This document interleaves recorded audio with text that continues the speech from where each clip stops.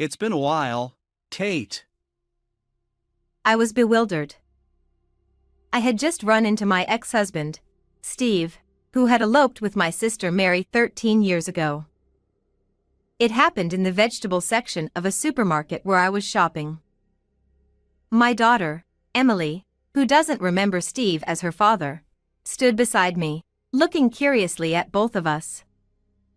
I tried to ignore him and walk away. Wait. Listen to me. Steve grabbed my wrist as I tried to leave, holding on tightly. Emily continued to look at me with a puzzled expression, while Steve, still clutching my wrist, began explaining why he had returned to town. In short, he ran out of money and came back to ask for financial help from me, his ex-wife. A pathetic story. Anyway, let go of my hand. You're still living with that old man at my parents' place, right? I can't believe it. We are divorced, you know? He felt responsible for your elopement and has been helping us. Don't insult him. Whatever.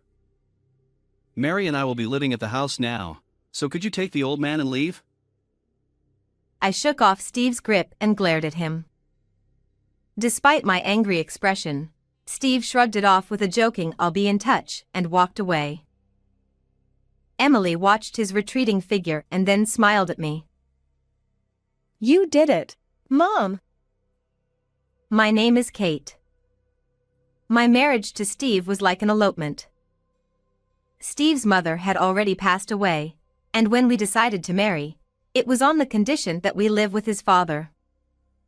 Shortly after we started our new life, we were blessed with a child. We named her Emily, and our lives were filled with happiness as we showered her with love. Running away together was never something to be proud of, but I was happy. When Emily turned 3 and things had settled down a bit, we decided to go on a trip, leaving Emily with her grandfather, whom she was very attached to. It was a rare trip by car, but it wasn't just Steve and me. My sister Mary came along as well. I'm so happy to go on a trip. Steve's driving is so comfortable and reassuring.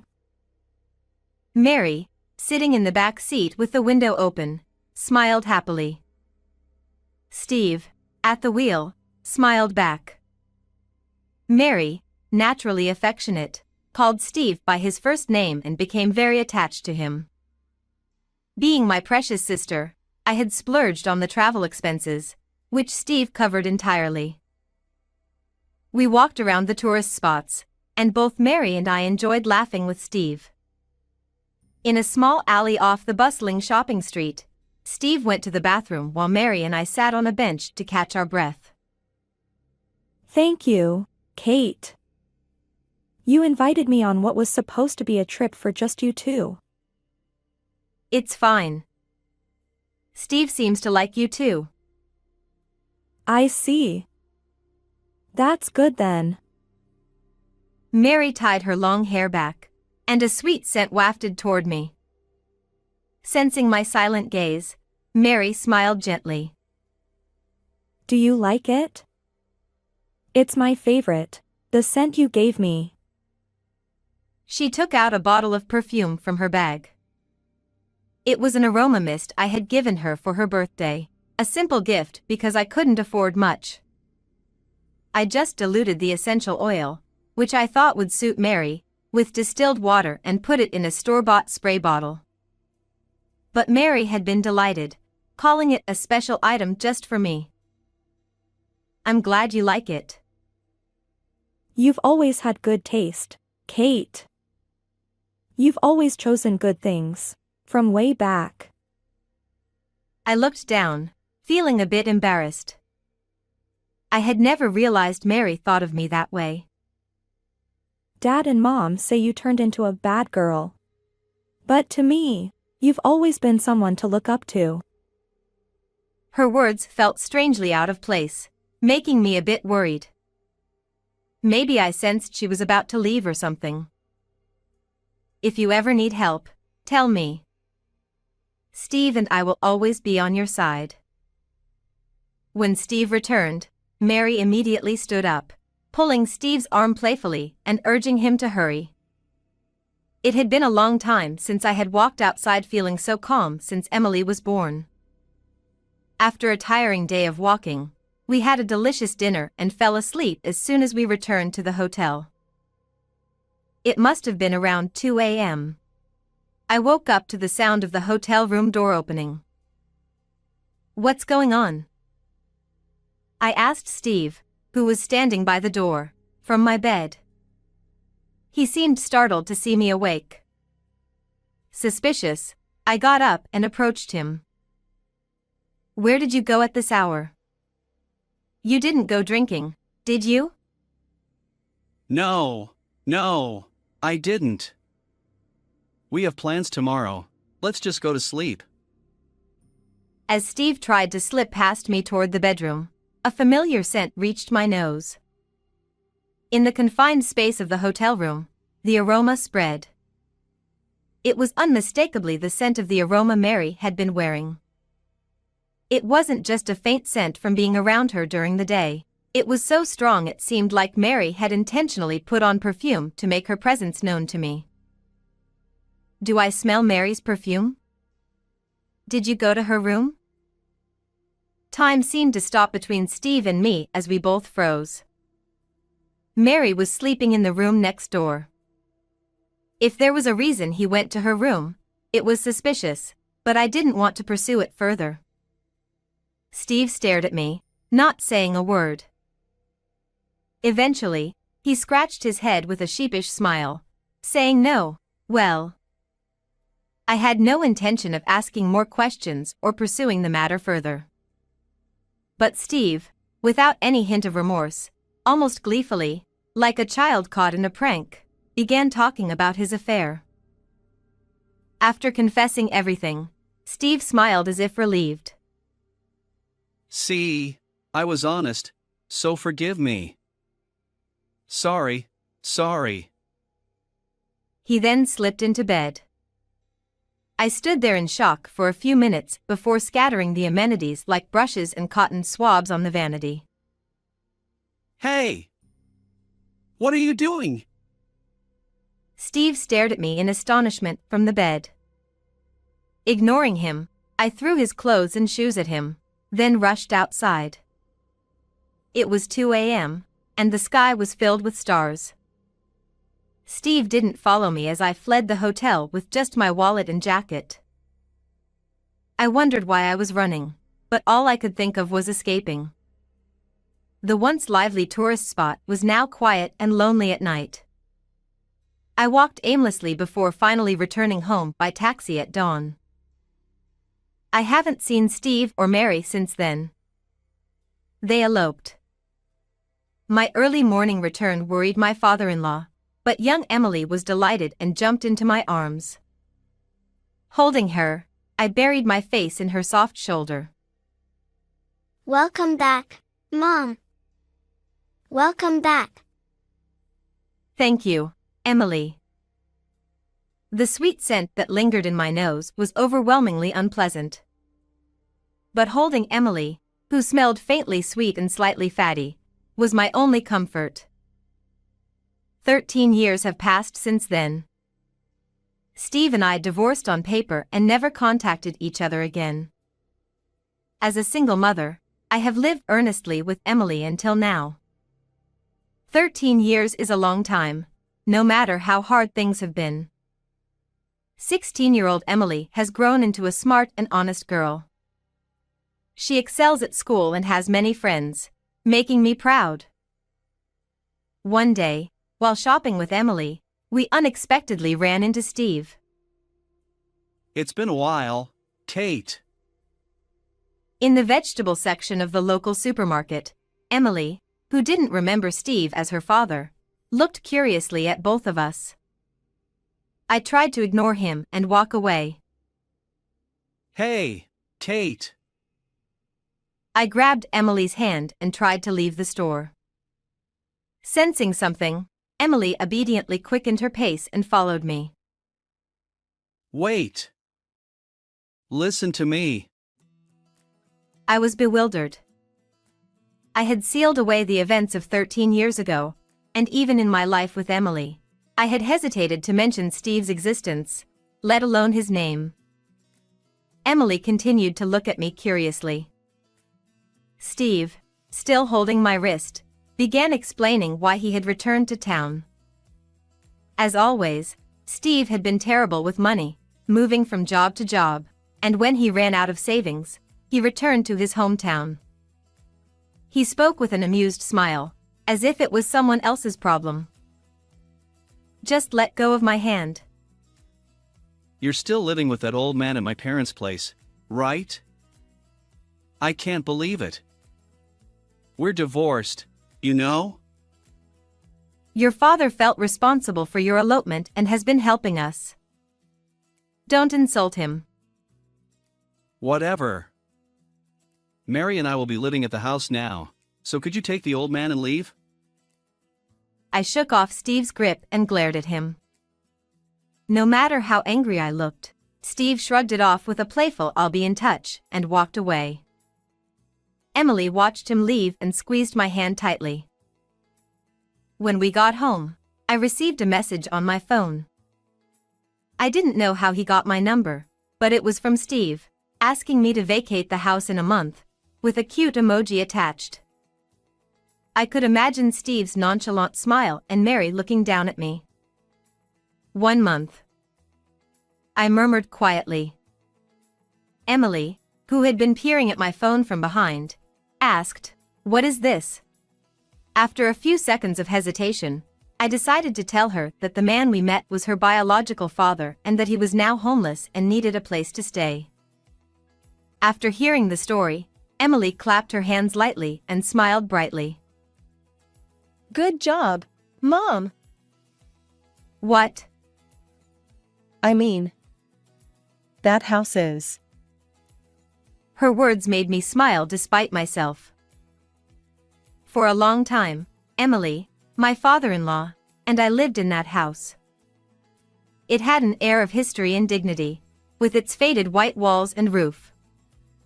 The whole house seemed to lean slightly, though I couldn't be sure if it was just my imagination. The garden was overgrown with weeds due to lack of time to mow, and daughter plants spread their vines all over the ground. Opening the front door made the wooden floor creak. When young Emily came home from school, she would run across the floor, making it echo as she headed to the kitchen. We were poor and couldn't afford many things we wanted, but I have a certain feeling in my chest even now. I was desperate to make Emily and myself happy. A month had passed since I reunited with Steve after 13 years. My phone rang, showing Steve's name on the screen. I took a deep breath before answering. Hey, Kate! The key to the house isn't working. Are you not home?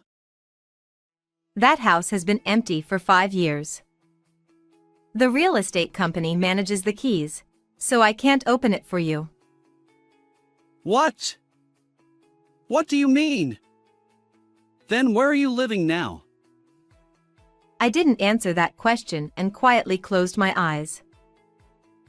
I remembered after my divorce from Steve, my father-in-law bowing deeply and shedding tears. He sincerely apologized for what his son had done and offered financial support. At that time, I didn't have a steady job, so I started working at the local sheet metal factory he managed. There were only a few employees, and the factory was a subcontractor for a major company. I couldn't do the heavy work of processing iron plates, so I helped with accounting and sales, doing my best.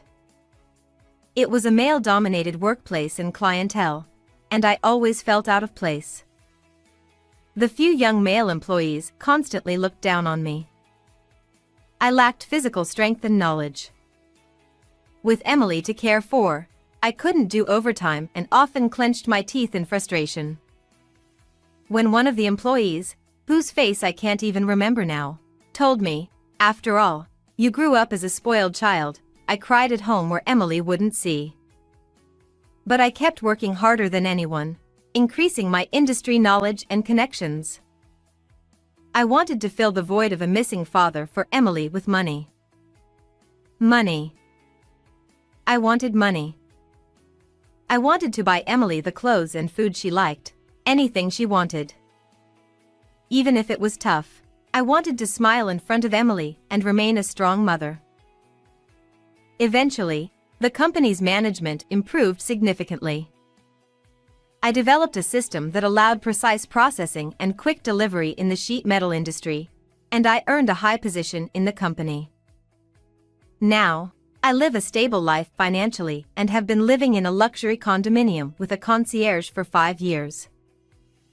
Originally, Emily and I had no plans to live in such a luxurious place. But my father-in-law, who had been living with us, told me, Kate, thank you so much for everything until now. I can't thank you enough. "It's not that. I'm the one who should be grateful for hiring me despite my divorce from Steve and having no ties anymore." One day, my father-in-law made a proposal. A luxury condominium was going to be built locally. As a token of his gratitude for the immense help I provided in both his personal life and the company, he wanted to buy a unit for us. From now on, you and Emily should live together. "That's too much. I plan to stay in this house forever." My father-in-law shook his head. As he aged, I had some concerns about his personal life. Anticipating my worries, he smiled and said he would also buy a separate unit in the same condominium to live in. This house is very old now. Emily must be embarrassed. Don't worry, I've thought about college fees and coming-of-age ceremony costs. I'm not worried about money. I'm not dissatisfied with our current life. I'm sure Emily feels the same way. I know, I understand, but The house was indeed old. The exterior, in particular, was in terrible condition, with peeling white paint making it look bad. Emily never brought friends home, likely out of embarrassment. I should have decided this sooner. I was too focused on work and didn't pay enough attention to our daily lives. The path my father-in-law and I walked was never smooth. There were unstable times in the company's management. We lost jobs when clients went bankrupt, and employees had accidents. But no matter how tough things got, we faced them together, supporting each other. Our relationship was more than just boss and employee. We became comrades who overcame hardships together. All right. If buying the condo is for Emily and me, I would be happy. Thank you. Yes, I am deeply grateful to both of you. But I have one condition. My condition was that we wouldn't live in separate rooms in the condominium but live together. My father-in-law was surprised and confused by my proposal, but I continued without hesitation. It's wonderful to move into a new, comfortable home. But we are family, so living together is natural, right? Kate, that's very kind, but Emily needs a grandfather since she doesn't have a father. Please, for Emily's sake, live with us. I always wanted to repay my father-in-law, who supported me and Emily so desperately when we were abandoned by Steve. Running a factory was never easy. He was always working at the factory. Even on days when heavy snow forced employees to take leave, I vividly remember him working alone in the factory. There were times when the workload exceeded what the employees could handle. My father-in-law stayed and worked long after sending the other employees home. Whenever I worried about him working too hard and spoke to him, he would always say, Kate, spend as much time as possible at home with Emily. Don't worry. If you need money, just tell me. True to his word, he never failed to support our living situation. He also tried to make sure Emily, who didn't have a father, wouldn't feel lonely by pushing me to attend her school events.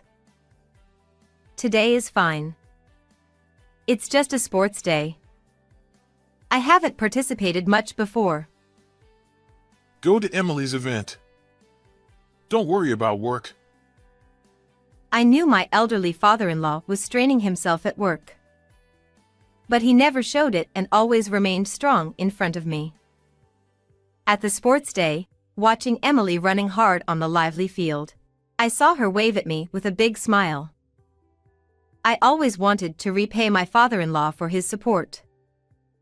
Though he was initially speechless at my suggestion, he eventually sighed and gently placed his hand on my shoulder. I'm old now, and I might not be able to support you and Emily much longer. You've supported us more than enough. Now it's my turn to support. I might become a burden to you and Emily one day. I stared into his eyes.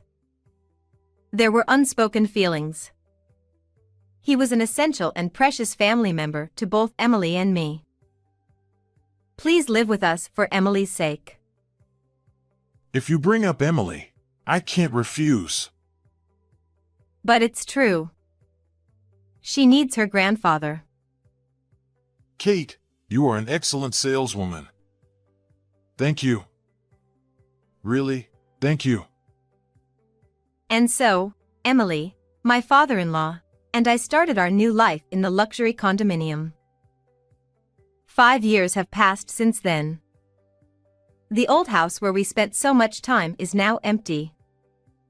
Sometimes, when my father-in-law passed by it, he would lament how sad it was that no new residents moved in. Even though it had been entrusted to a real estate company, it pained him to see the house becoming a ruin. Emily knew his feelings, so when she heard that Steve planned to live there, she was happy for him.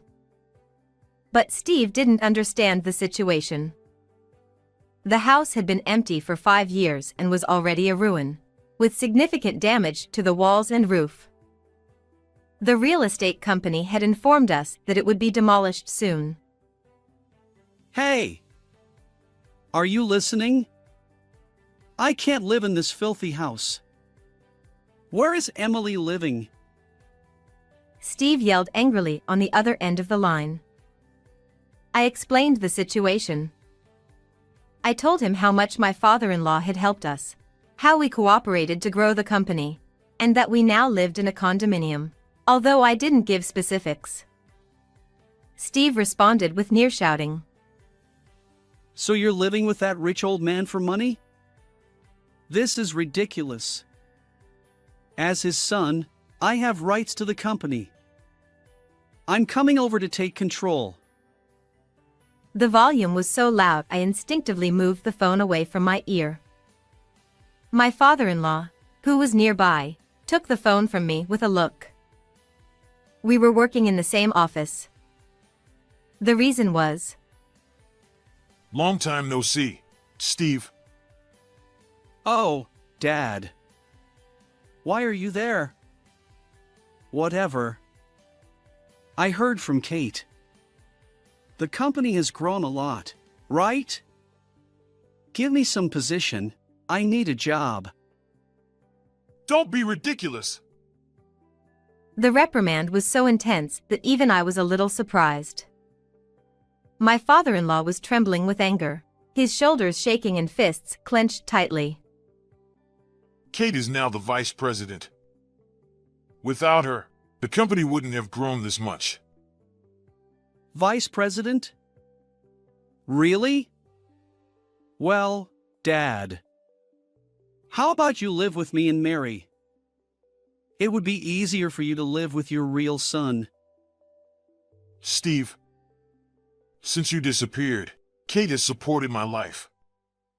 She's much more important to me than you, my real daughter. Real daughter. Those words made my chest warm. After separating from Steve, I felt too ashamed of my elopement and couldn't return home.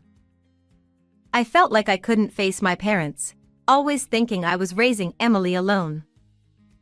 My father-in-law repeatedly scolded Steve over the phone. He explained how much I suffered without financial support after Steve abandoned us.